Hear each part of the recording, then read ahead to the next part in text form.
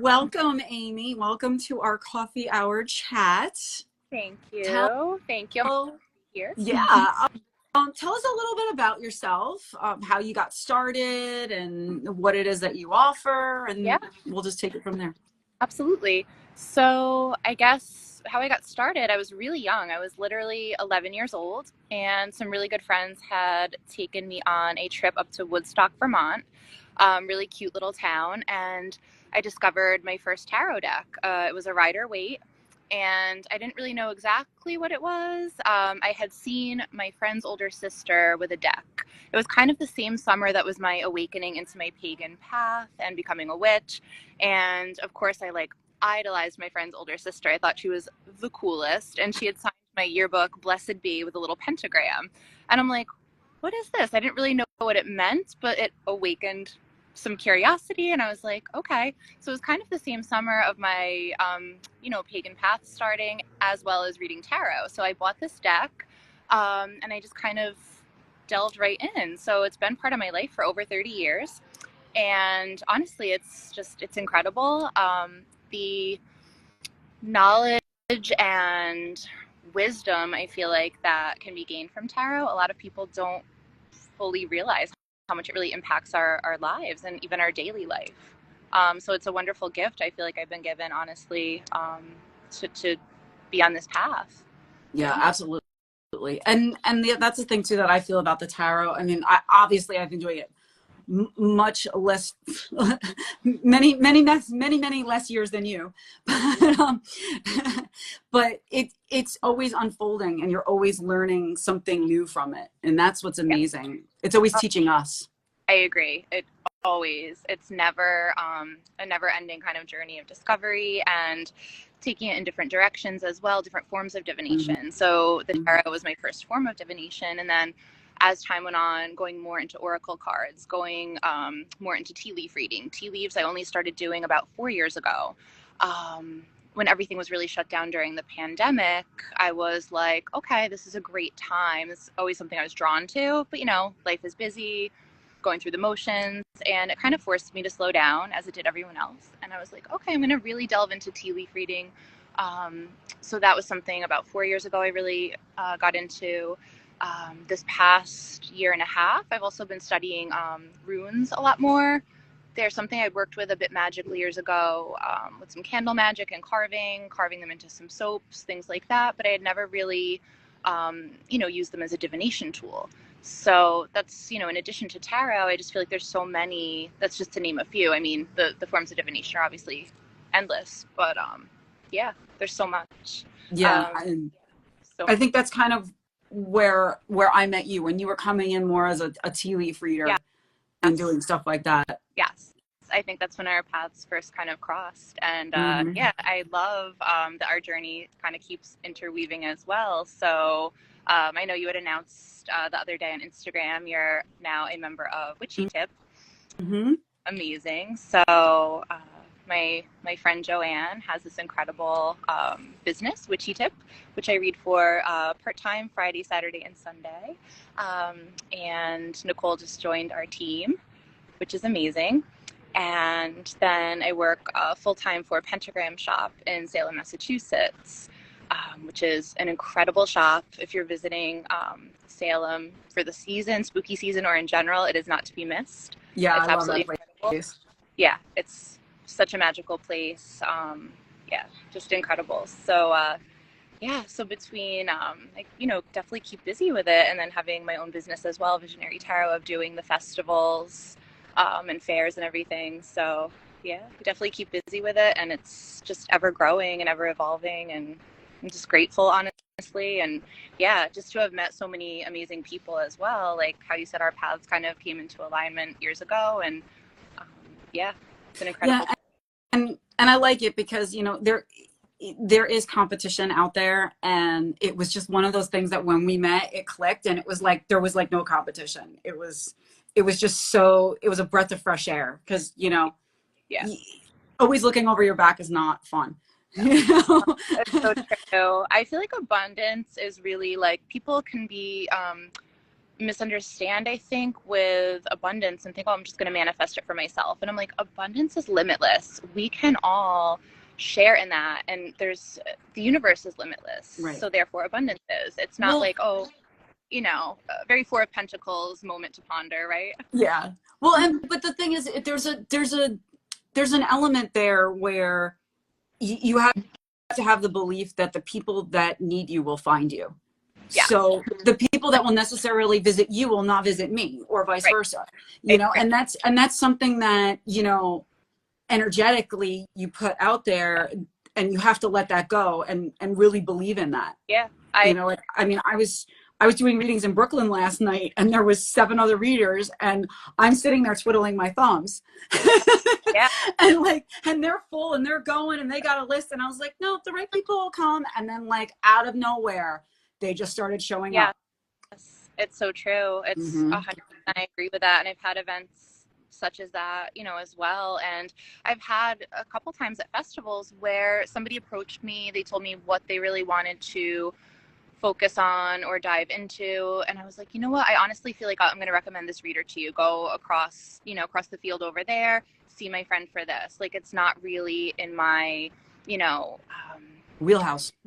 wheelhouse. Right. That's a perfect word. My wheelhouse. And, because sometimes, again, the energy is going to ebb and flow. So that's going to then come back to me of someone who's meant to sit with me that day. And I feel like we all have our specialties. For example, I have some friends that are really talented with astrology readings. Now, I have a very good working knowledge of astrology. Can I sit and do a birth chart for somebody or an astrology reading? No, I can't. So I'm going to send that client to someone else who's really going to benefit them in that way. Absolutely. I focus definitely more on, the tarot, the oracle, And also my mediumship. And I think that makes you a more trusted reader if you're like, hey, I know my limit, go see this person. Yes. I think it makes you a more of a trusted, not even a trusted advisor in a way, Right. and that's what's important as far as what we're doing. It's not to sit there and rope somebody in over and over and over and over again. It's to, help the person progress forward. Yes, I agree. There's a popular meme I've been seeing in a lot of the my witchy groups online. It's a true healer is going to teach the client how to heal themselves. And I do agree with that. I feel like there's, almost a responsibility. I'm going to say we're entrusted as healers. I've had clients sit there and be like, I tell you things I don't even tell my therapist. I tell you things I don't even tell my spouse. People are trusting us. That's very sacred. And I also feel like that's true. Why wouldn't we guide people toward ways to heal themselves as well? Right. No, absolutely. And that's one of the things that I always kind of preach is that, yes, as a healer, I'm not healing you. I'm setting the sacred space for you to learn and remember how to heal yourself. Exactly. And that's, because I don't, it gets very dicey when people are like, you're not a doctor. Like, I'm like waiting for that, Right. It's like, right. no, I'm not, Right. So, yeah. But I've never there, had that yet either. I've waited, same thing. And people often, people really know I'm into health and wellness as well. It's another huge passion of mine. I'm actually starting my Kitchen Witch page this week as we speak. I've been working on that. I make a lot of custom tea blends and elderberry tonics and sun teas and moon waters. And, I've just always been very into the world of health and wellness, and it's become such a part of my journey. So a lot of my clients will also hit me up separately from getting their tarot cards read, and they're like, what do I do for this or that? And at the same time, I'm like, okay, I'm not a doctor, but I have my knowledge. I know what I know. Right. Which is incredible. But I feel like the mind, body, soul should always be in alignment with this too, right? So it's like we can help people on one level, but it's also nice to give them tools to heal themselves on other levels. And a lot of times when people sit with me for a health reading with tarot and things are coming up, I will end up just naturally sharing holistic advice with them too. Yeah, and that's the thing. It just flows very naturally. But even and that's what I've been finding very interesting lately. That like you said, like I don't even tell my therapist these things, and I have to, like, when I get those kinds of comments, I have to sit with them and go, then you're wasting your money. Like, if you're not being honest with your therapist, you're not being honest with yourself. Right. And that's, there's a disconnect there, and they don't care. They'll just take your money. So and sometimes you do have to have that hard talk with them, Yeah, with the client, to make them realize, like, hey, I'm being my own worst enemy right now. so true. Yeah, it's so true. And having to sometimes tell them hard things they don't want to hear as well, you know? That's really, I've had people sit with me and I'm seeing, wow, you have this raging addiction that is going to take your life if you don't make changes. Oh yeah. And finding sometimes the courage to actually deliver these really hard messages to people, that can be very challenging. Oh I yeah. feel like, people sometimes think tarot is so much, there's a novelty to it. There's a, you know, almost like, okay, it's entertainment. And, for some people that is, but they don't have really maybe the deeper knowledge that we do, that it is such a sacred gift and it really can Correct. unlock mysteries and unlock our true essence. And just to share, a client about 3 years ago sat with me at a festival, and that was one of the first times that somebody I really was like, her addiction's going to claim her life. And I shared this with her, and I started crying along with her. The waterwork started, the release started, and I saw her recently, about 6 months ago, and she said, do you know, after that reading, I got sober the next week. She said, honestly, I was going to die. And she said, that, so it's interesting because it's like, sometimes again, people think, oh, it's novelty, and it's really not. No. It can really change people's lives in Yep. such ways. Yep. And I had Yeah. the same kind of story about 2 years ago. It was the same thing. I looked at her and I'm like, yo, this is like the third time you've come to me, and now there's this, and I know that you have a daughter, and I know that this and that. And she straightened herself out. Yeah. Yeah, absolutely. Yeah, it's so Yeah. powerful. It's like, and to me, that's why I take it so seriously that, to be honest with somebody in all ways, like we are given we're given this gift, but we're also, to me, given this responsibility and this Yeah. accountability to No, really, absolutely. yeah, Yeah, it is. It's a very powerful force. it is. And with great responsibility comes, or was it with great, what was it, Ah, with great good response, quote. something about great responsibility with great action, or something with Yeah, I, the quote is escaping me, but it's like on the tip of my tongue. yeah. Yeah, yes, yeah. Someone help us out. But yes, I totally know what you mean. It's powerful, and Yeah. also I do offer mediumship as well, and that's obviously a whole nother world. And again, that gift, it can be a lot, right? It can be overwhelming. It Yeah. can take a lot out of us. I remember when I was pregnant most recently with my son, who's now 7 months. I would feel exhausted after doing mediumship, because I'm like carrying this life, and it was exhausting. Yeah.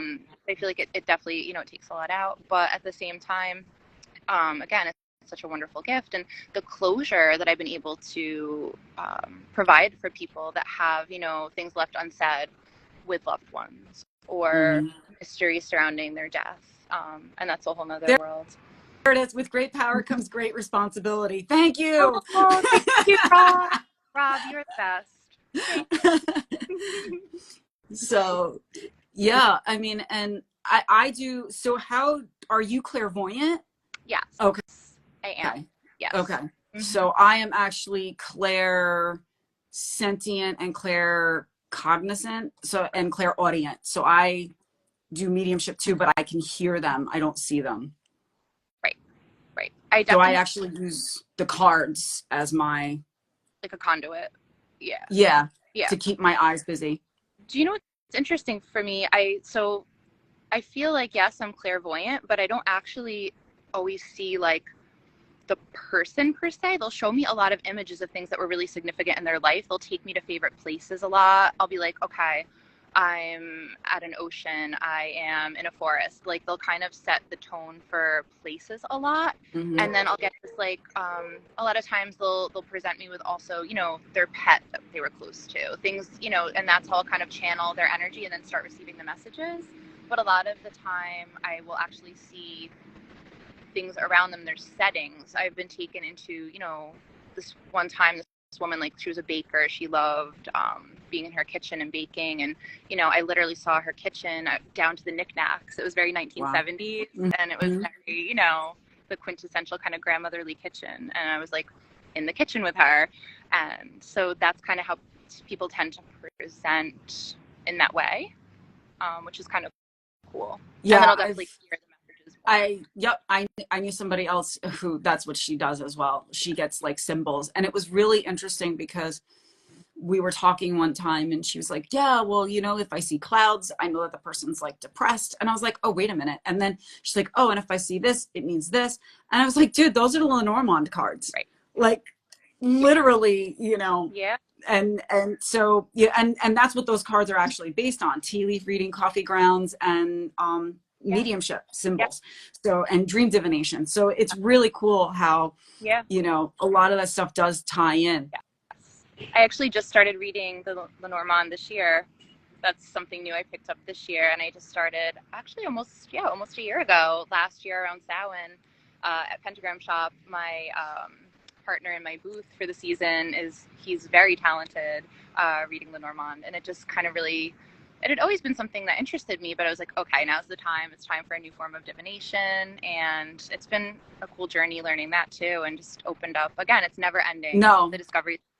Yeah. So my journey, I think it's like mine's about well, did I start in, yeah, I started January 23 reading Lenormand. Okay. And, you know, brought it in. So I like it. I really like it. I also have a specific deck for animals that have passed on, and that's what I use it for.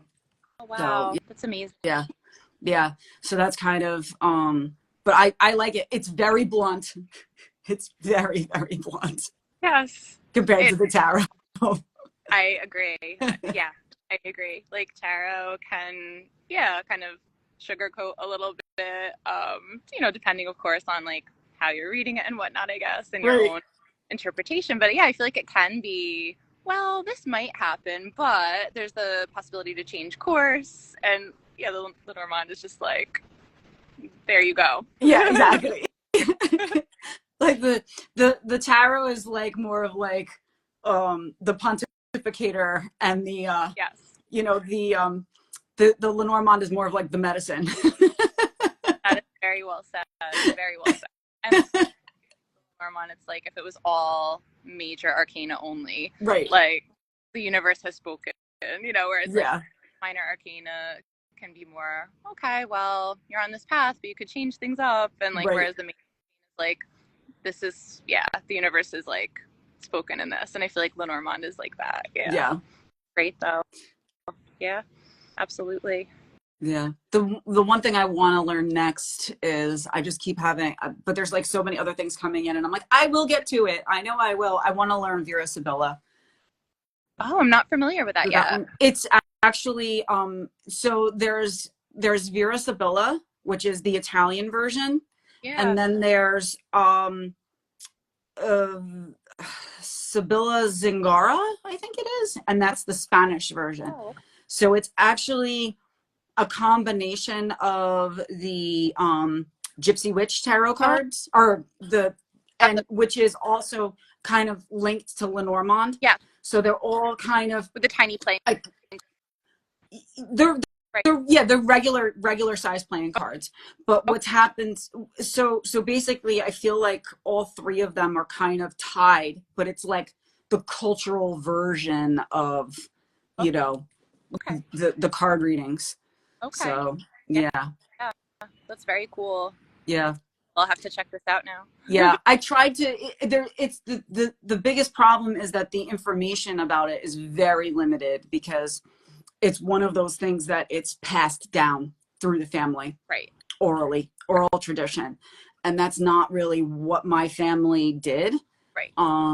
So to actually go out there, and I did like run into people that did it, but like I have a friend and her grandmother does it, and I'm like, oh.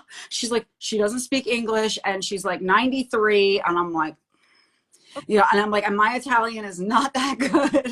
But yeah, so it's interesting. So you'll find books with the meanings of the cards, but then all of a sudden it's like, oh, and then just guess whatever you want to do for Right. spread. And I'm like, huh? Right. Like, that's not really. Oh, okay. So yeah, it's like, so yeah, so I'm gonna have to really, so it's gonna be like me brushing up on my Italian and then getting all the meanings and then getting all the definitions and Right. Right. keywords. And but it's really cool because there's I'm not quite sure if other decks do that because I'm not familiar with them, but like they actually the Vera Sibilla actually has a lottery numbers on it. So Oh, you could yeah, so you okay. could divine for lottery numbers with it. That's very cool. Okay. Yeah. Do you feel Yeah. like your recent trip to Italy, I guess it wasn't so recent, but last year, do you feel like that kind of like awakened this in a little bit as well? No, Like being more no, culturally, because or no? well, the whole awakening that I had about like tracing back my lineage and Yeah. the roots and what my family did and all of that was kind of what woke it Okay. up. And when I was started reading, I was like, well, I don't want to learn the tarot. I want to learn this because I'm Right. Italian and that's what my Right. heritage is. Yeah. But I Yeah. could never find the information. Right. And then the tarot deck showed up in the mail and I'm like, okay, fine. It's going to be the tarot. Right. Like, Right.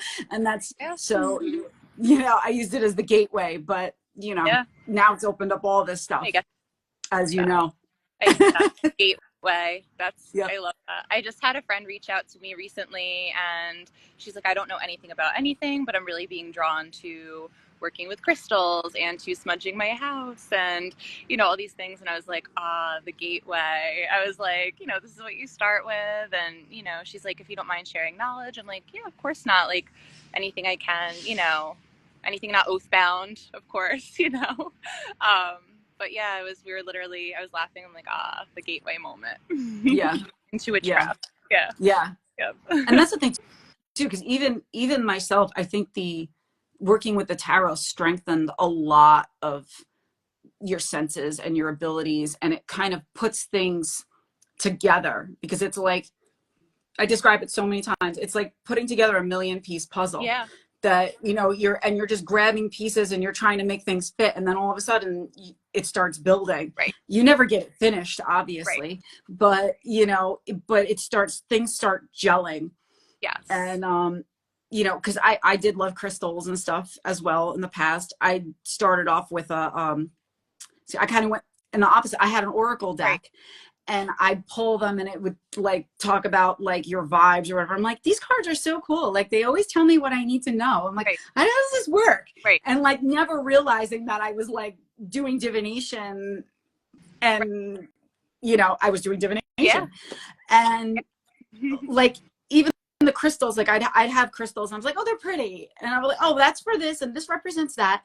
But I could never feel the energy. And then now that's something that's really developed within the last like year and a half is that like I could put a crystal in my hand and like it hits a chakra and it's like, whoa, and that's really, it's just so amazing and humbling. And After like a crystal, for example, I usually tend to wear my amber when I read, almost always. Also, sometimes labradorite is another. But do you ever remove it after the end of the day, and it's so hot to the touch, like burning hot, and I'm like, you've done your job. Thank you. Yeah. My first experience. Yeah, my first experience with that was I had COVID in 21, Right. I think. And I had a selenite heart and I took the selenite and I just heard it in my head, put it like on your stomach. Yeah. And when I took it off, it was burning hot. And I was just like, I was stunned. Yeah. I was absolutely stunned with what it pulled out. Yeah. They really are powerful. People don't, again, like I feel like a lot of people, again, it's just aesthetically pretty when you see a crystal and you don't Right. you're not familiar, right? And that's fine too. I feel like I took a really amazing crystal class years ago up in Salem, and kind of that they're aesthetically beautiful. I think to kind of draw us in, and that's okay because then we're going to go from there, right? And that's the message sharing how it's like okay. Most of us do start out just being like that's shiny and pretty, but then like you said, researching what it does and then going to the next level of just feeling the vibrations. And I actually started offering service with Witchy Tip called Crystal Consultations because a lot of people have all these beautiful crystals and don't know what to do with them per se. Like they're just maybe sitting in their home looking pretty, but I went deeper with it and I just started doing this a few months ago. People can tell me what they want to manifest into their life, what they want to attract, or what they feel like they need protection from. And I will sit and compile a list for them of what crystals are great for what, and then like where should you put them in your home? Should that be on a windowsill? Should that be tucked under your pillowcase? Should that be worn on your body? What could be made into a moon water elixir that you should be taking a bath with that crystal essence? Kind of bringing it into the kitchen witch direction too, Yeah. right? Yeah. So many different, and then also the shapes of crystals. Like you mentioned, the heart shape, right? The heart is great for healing. And then at what point should you use a sphere shape? At what point should you use a point or a pyramid? And so there's just so many different, directions you can take the crystals in. And a lot of people don't realize how vast the Oh yeah. possibilities are. Oh, absolutely. And one of the things, because that I actually like using points in my healing modality when I do them. Yeah. So that way you're directing the energy, and you can either direct it in or you can direct it up and out, which is great. Yeah. But there was something that I had come across, in all of our journeys of educating ourselves. Yeah. And it had said, the crystals aren't yours. You're only borrowing them for a time. And I was like, Right. wow. Like, and just think about that, because they come to us in such a sacred manner that we're drawn to them, or they find Yeah. us. And, Yeah. to know that, yeah, this is something that is like millions of years old, and it's allowing us to spend time with it for the time that we have here. And then somebody else is going to get it, and we'll never know. It's so true. It's like I like Yeah. companions. Like I literally will say, "Oh, my crystal companions." That's kind of how I refer to them. And a lot of times, Hmm. back into the earth as well. Maybe not a lot of the times, but sometimes, like I'll be called to put them back into the earth. I also love leaving offerings, crystal offerings, depending what goddess I'm working with, or what god, or sometimes the fairy energy, especially fairy energy. They love shiny Yeah. things. So yeah, I tend to love doing offerings. In addition to maybe making a plate with that deity's favorite food or drink, I also love sometimes adding like the appropriate crystal as well. Yeah, So I definitely do that. Like I have on my altar, that's part of, like, their crystals and stuff like that. It's nice. absolutely, I agree, 100%. Yeah, yeah, so cool. Yeah. So I'm like trying to think of other stuff here. So what about your tarot decks? Like, because you're saying that your crystals are like that. I actually feel like my tarot decks are like that too. Like, I actually look at the tarot decks, and that was a question that was proposed to me at one time. Like, why do you have so many decks? And it's like, well, why do you have so many family members? Why do you have so many pairs of shoes? Like, Right. it's the same thing. Like, each deck, it's almost like each deck serves its own purpose. It has its own energy, and it has its own um, way that it wants to assist us or our clients. Yeah, I definitely agree with that. I have well, who's to say? I was going to say I have far too many decks, but what does that even mean, right? Like, Right. he took a picture and sent it to Joanne, and I'm like, I have a problem. And it was like stacks of my decks. And, but I was like, it's a good Yeah. problem to have. It's fine. Yeah. But there's different, I mean, one thing I always love to do is offer seasonal spreads. I have this one particular author. Actually, I'm sorry, I think it's two authors, and I'm not remembering their name, and I apologize. I can give them credit later, but they do the Wheel of the Year. There's an oracle deck to celebrate each I have sound. that one. You do. There's one more left. Spring equinox to do. Yeah. Yeah. I want It's she's an author as well. Lorraine Anderson is the one, right? That's the artist. There's The one who writes it, I think she's the one that used to have the apothecary up in the yeah. Palisades. Is it Yes, correct. Judith? Jay keeps coming to my mind. I don't know why. I believe you're right. I'm gonna have to give these lovely women proper credit later. I could go run get the deck. Hold Okay. on a second. I'll go run and get the deck. Yeah, I know. I'm anxiously awaiting the spring equinox one because I need my complete set.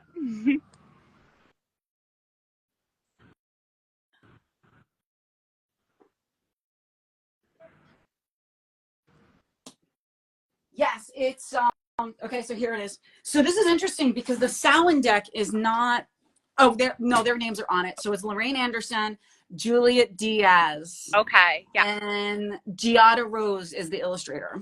So there they okay, are, guys. So this one's for Samhain, and then the other one I grabbed was for Yule. So yeah, perfect too. perfect. All Yeah. right. Yeah. So So I do love anytime I'm doing like a festival or just even during my normal like work day, I love doing say a tea leaf reading or a tarot spread and then ending with an oracle pull, just to leave somebody with like one kind of message to kind of meditate on throughout their day, one last message from spirit. And I think the seasonal ones are really nice because it captures the essence of that time and space we're in.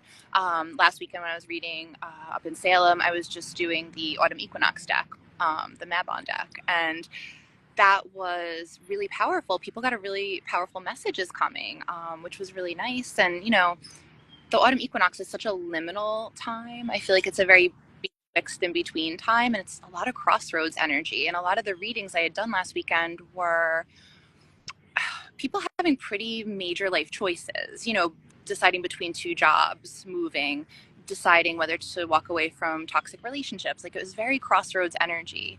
And I feel like, we did the tarot spread, we had our answers, the validation that I got from these oracle decks for people. And they're also beautiful imagery. So it's something nice for someone to keep in their mind's eye and meditate on. A lot of times people love to take a picture of the oracle card at the end and save it on their phone to really refer back to kind of cultivate the memory of the reading and really, kind of stay the course on what, they sit there, they get their messages, and then it's easy to just kind of go on with life. And so a lot of people, I'm like, take a picture and then you can kind of meditate on that.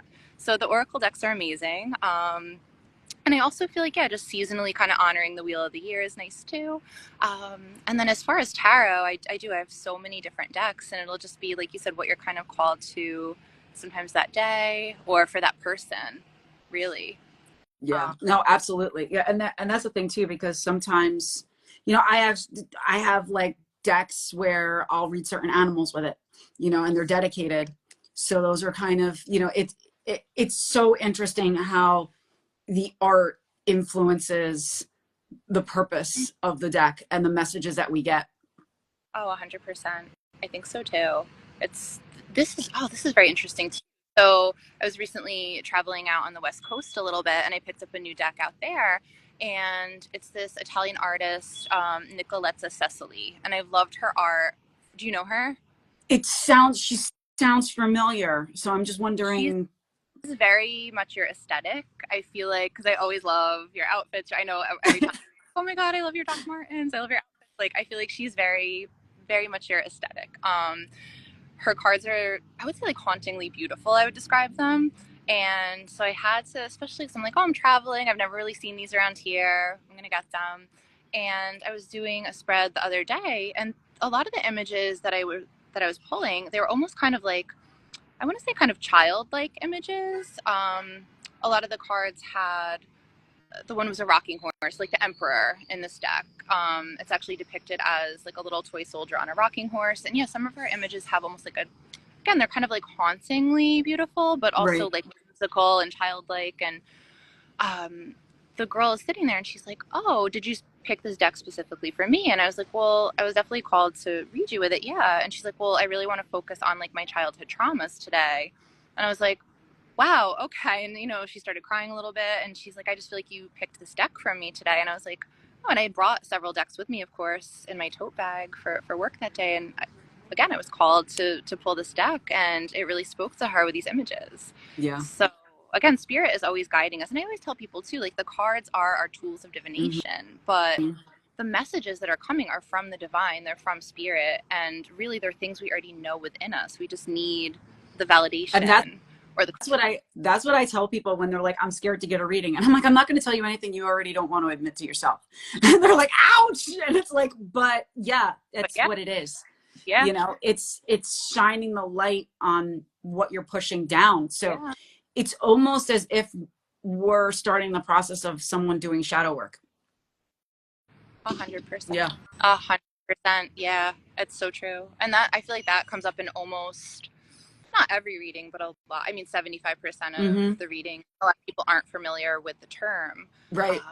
And I'm like, a great place to start is shadow work journaling.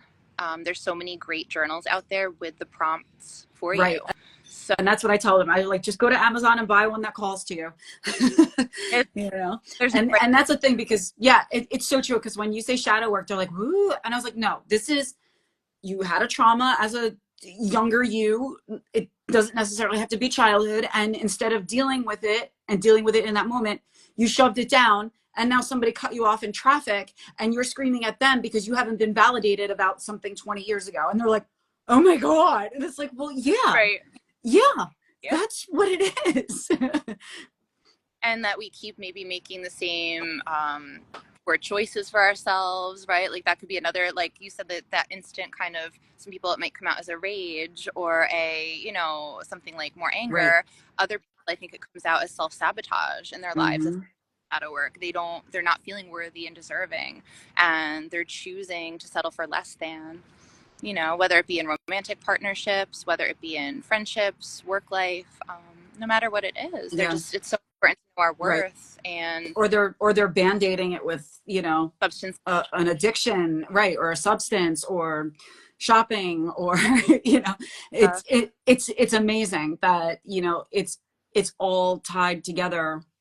it's so true. It's so true. It all ties in. And you're right, people hear the term shadow work and they think right away, they get scared of it, or they think shadow, darkness, bad, evil, or some people's minds go to that. And I'm like, we all have our light and our dark within us, right? It's like to deny that we have darkness in us is unhealthy as well, right? And Right. the other shadow work, again, the tarot and therapy tying in.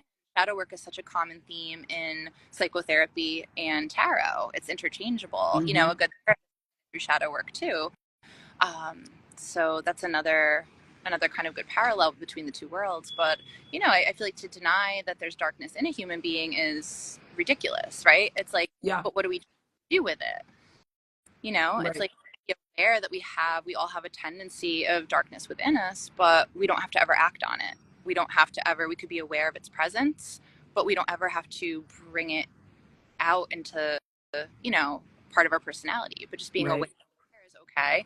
And I also feel like, again, like you said, the traumas, if we're not processing them and bringing them into the light and releasing them, that's what really can make someone act out in true darkness. Absolutely. You know, that's, Because it's all that suppression coming to a boil. exactly.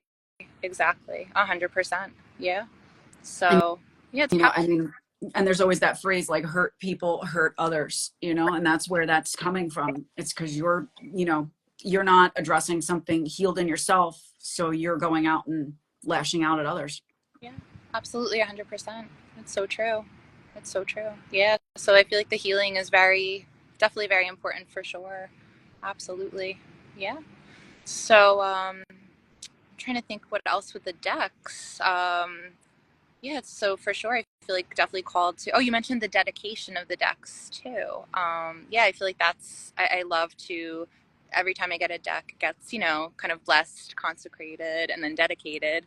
I feel like that's super important because then it becomes very personally. I feel like almost attached to me. I know some readers will like sleep with the deck under their pillow for a week or two. I I used to don't do that. do that personally, but I'll keep it on my Yeah, nightstand, like right next. yeah, that's what I do now. But yeah, they used to be like under, and I'm like, I'm breaking my neck. Like, I need sleep. I need sleep. I can't be. But my my bedside just to feel kind of attached. yeah. So now, Um, do you actually interview your deck? Like, that's something that I actually do before I dedicate it. I kind of yes. cleanse it and do the thing, and then I interview it, and I throw like 5 cards, and I'm like, what do you want? Like, what do you want to do? Do you want to read from me just personally? Do you want to be a public deck? What do you want to focus on? Right. And then I grab the pendulum and I converse with that as Yeah. well to really make sure I'm getting the right answers. Absolutely. Yes. Very similar process for sure. And oh yeah, that I do love my pendulum board too. It's something I use really often, and I love it just for extra validation. I use it both for Yes. personal practice and then also for clients as well. I always like having one on the table because Mm-hmm. it's sometimes is just the extra little clarity. Or, I mean, every single tarot card has a yes or no connotation, right? But it can be subjective as well. So sometimes when we've done a clarifier card, we just really want more of that yes or no exact. I love doing the pendulum. Yeah. And that's the thing. I had a pendulum Mm-hmm. that was sabotaging all my other pendulums until we had to work out our relationship. And then everything started smooth sailing. And lately, I've been taking the pendulum and using it, like you said, for extra validation. I like that because sometimes you get a hit on a card and you're like, is this really right? Like, Right. I'm going to open my mouth and I'm going to say something really profound and I want to make sure, Yeah. you know? Yeah. And Yeah. it's so I like it for the clarification. Like you got a little bit more, because sometimes you throw the clarification cards and you're like, wait, we got to have a conversation here. You know, am I on the same track as you guys? You know? Yeah. So, Yeah. I get that. yeah. I totally I, get yeah, that. I like that a lot. I'm going to call it aggressive. I had a really aggressive pendulum as well one time. It didn't get aggressive with me or my other pendulums, but it was amazing. I was doing a festival and this girl sat with me and we read about her partner the whole time. He was really toxic and really abusive.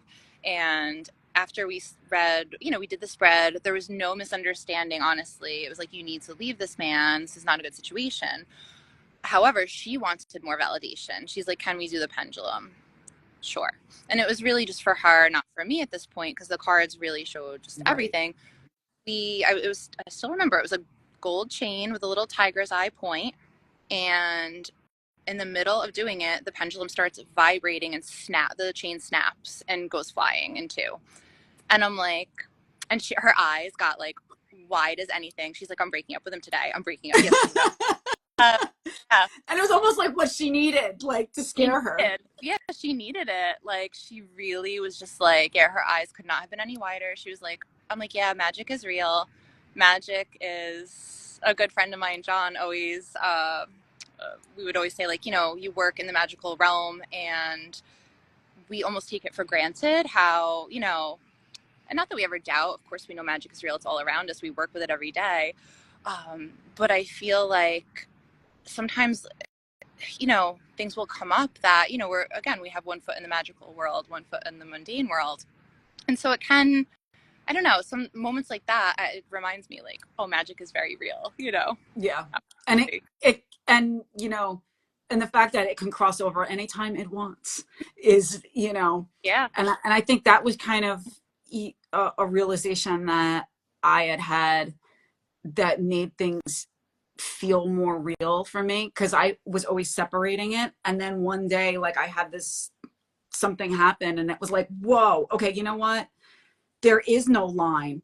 Like, the line is so blurred because just the fact that we're in existence is magical. Like, when you sit down and you calculate like your odds that you could have been like a cow or a cat or a human, Right. like, and then the calculative, that like how the whole egg sperm thing works, Yeah. like, it's like, yeah, It's incredible. yeah, Yeah. It really how can is. it not be magical? So true. And it's, yeah. And you're right. The line is so blurred. It's like, I used to, I think, separate the two in my mind a little bit more. One time I was doing a reading for myself, and I forget the subject matter, to be honest, but the magician card came to me. And I feel like, obviously he has a lot of meanings, but the one meaning he jumped out in that particular reading is that, like, that kind of marriage of the magical and the mundane. Like, I was thinking about things too pragmatically. Mm-hmm. And again, reminding myself, like, we need that dose of magic in our life, and it's all one. There isn't Right. really separation. Right. It's just, And that's the thing too, because when you go back culturally and look at some cultural practices, especially like, the Italian, only going back to what I, know and are familiar with, it they didn't have altars. They didn't have, they used their affame to cut bread at night.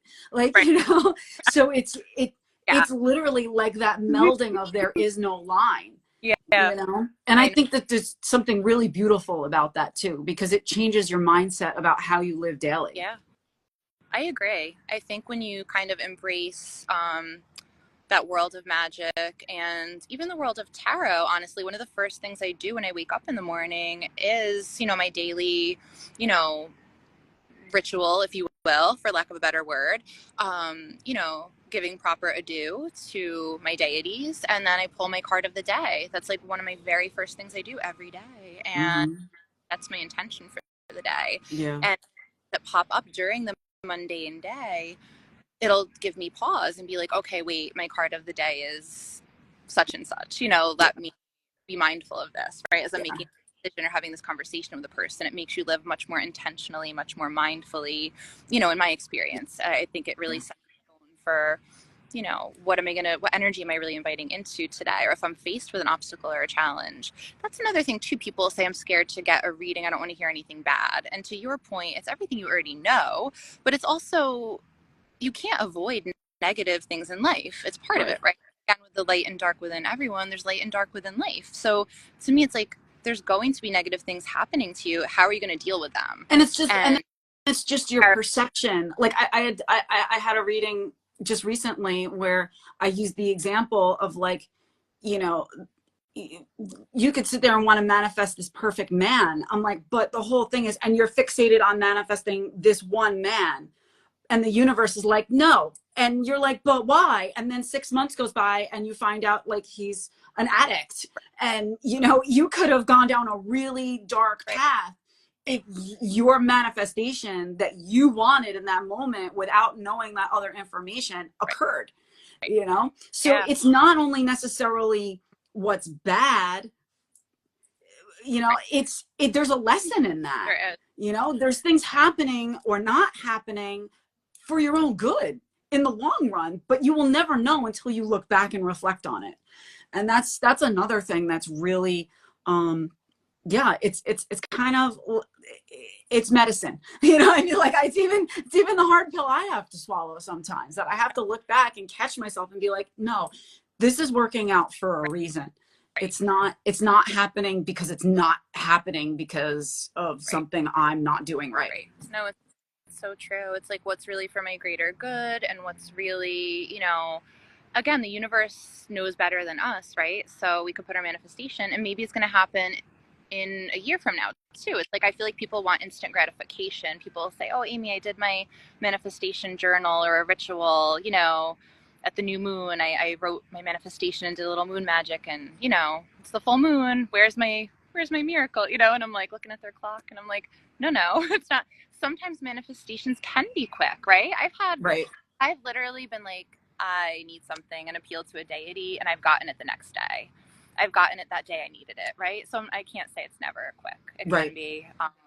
But then there are other things I've manifested 5 years ago. I started my idea for the Kitchen Witch page, and I'm like, okay, it's 5 years later, and I'm starting it this week. So like, things come when they're supposed to, Oh, and people come when they're absolutely. supposed to. And I think you're right, Absolutely. trusting. I ask for protection every day for myself and my family, and it's something I've always done. I ask my higher powers for the protection.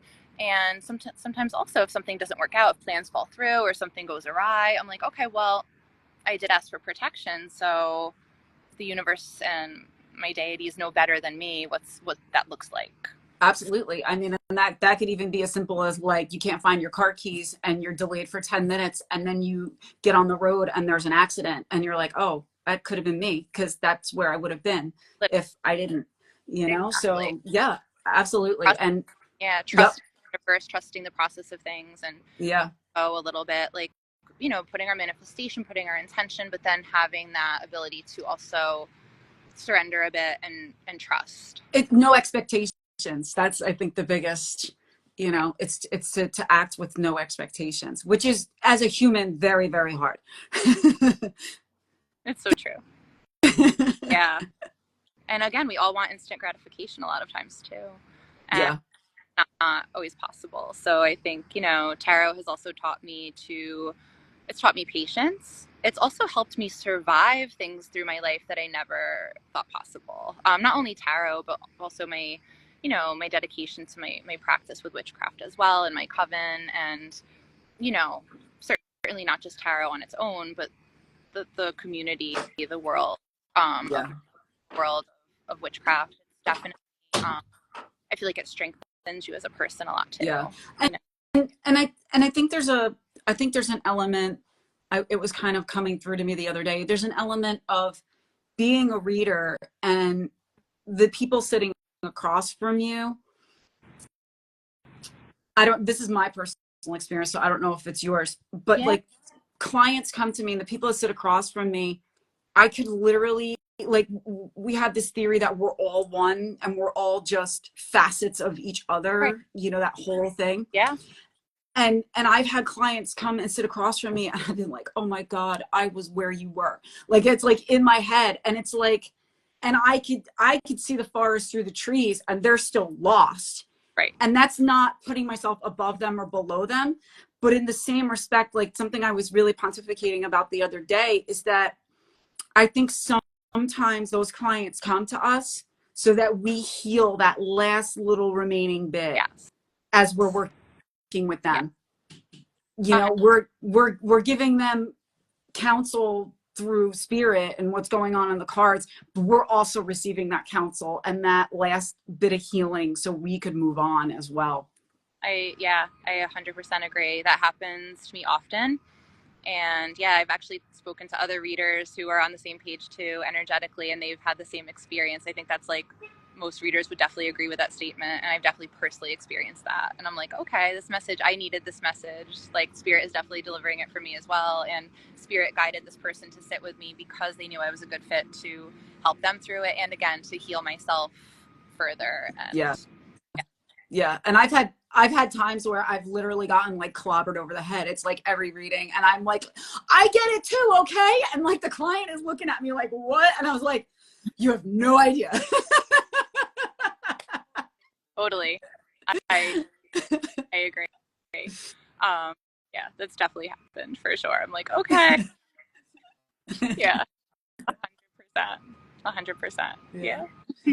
So we have a few minutes left. I would just love for you to just kind of let everybody know where they can find you, what it is that you do, because we talked about so much, like your offerings and where you could be found. And there you go. Go ahead. Absolutely. Okay, so my business is Visionary Tarot, and if you want to give my Instagram account a follow, it's Visionary Tarot by Amy.